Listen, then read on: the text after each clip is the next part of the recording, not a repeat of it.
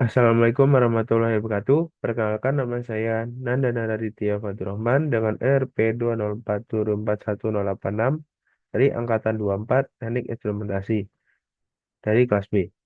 Nah, saya di sini akan menjelaskan tentang cara kerja PLC S7200 Siemens.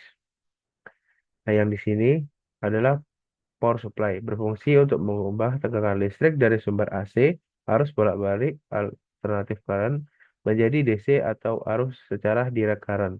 Dalam sistem ini, listrik AC dengan tegangan 220 volt masuk ke power supply untuk diturunkan menjadi 24 volt DC yang digunakan sebagai sumber daya PLC sebagai atau programmable logic control. Dalam hal ini, Siemens S7200 dengan tipe CPU 1212C.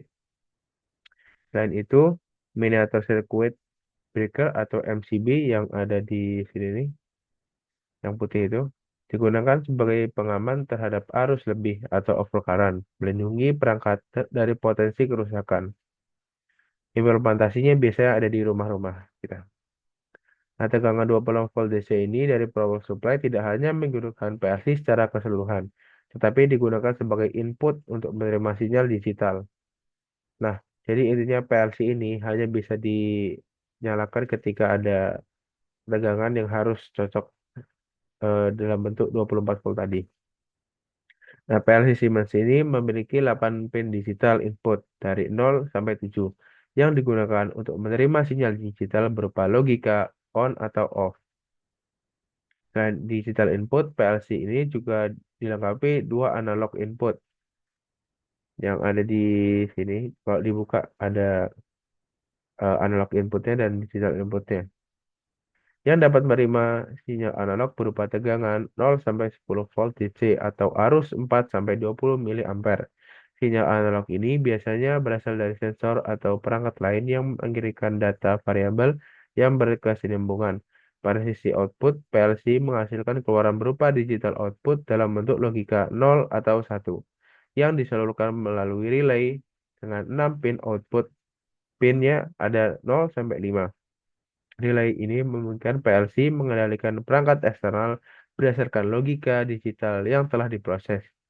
Selain fitur-fitur dasar tersebut, Siemens S7200 mendukung modul ekstensi yang ada di sini nih.